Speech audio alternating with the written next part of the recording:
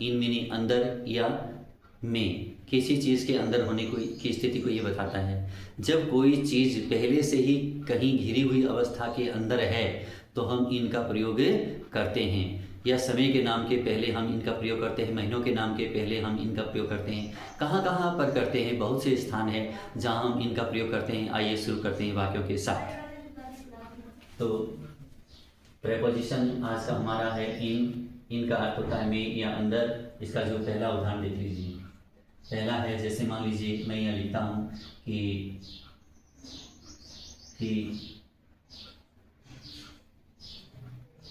ही place, वह खेलता है, ठीक है ना। कब खेलता है? इन दी इवनिंग, इन दी इवनिंग, वह शाम के समय खेलता है, ये हो गया।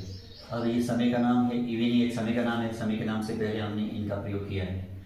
अब मान लीजिए अगर मैं यहाँ लिखता हूँ कि ही प्लीज, वह पढ़ता है, he studies, he studies English, वह अंग्रेजी पढ़ता है।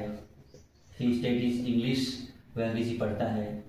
इन दी मॉर्निंग, इन दी मॉर्निंग, सुबह के समय, वह अंग्रेजी सुबह के समय पढ़ता है। तो ये सुबह का नाम एक समय का नाम है, ठीक है ना। तो समय के नाम के पहले हमने इनका प्रयोग किया है। अगर मैं यहाँ लिखता हूँ कि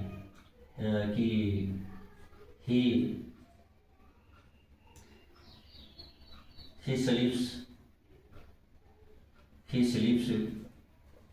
कि वह सोता है। वह सोता है, कब सोता है? इन the afternoon, in the afternoon, वह दोपहर के समय सोता है, ठीक है ना। ही स्लीप्स इन दी आफ्टरनून, वह दोपहर के समय में सोता है, ठीक है ना। तो इसको आदत है दोपहर के समय वो सोता है, नींद लेता है। यानी कि सिएस्टा की बात नहीं हो रही है यहाँ। दोपहर के समय में ली जाने वाली जिस नींद को हम कहते हैं सिएस्टा, लेकिन ये सिएस्टा की बात नहीं हो रही है, सोने की बात हो रही है। ही स्लीप्स इन दी आफ्टरनून, वह दोपहर के समय में सोता है, ठीक है ना। ये हो गया। तो ये इवनिंग, ये मॉर्निंग, ये आफ्टरनून, ठीक है ना। अब उसके बाद में जैसे मान लीजिए अगर मैं यहाँ लिखता हूँ कि आई वॉच टीवी, मैं टीवी देखता हूँ, ठीक है ना। कब देखता हूँ? इन दी नाइट, रात के समय। इन दी नाइट, मैं रात के समय टीवी देखता हूँ। तो समय का नाम क्या है? नाइट। और इसके पहले हमने किसका प्रयोग किया? इनका। तो इस तरह से स्पष्ट हो गई जानकारी कि समय के नाम के पहले हम इनका प्रयोग करते हैं। आगे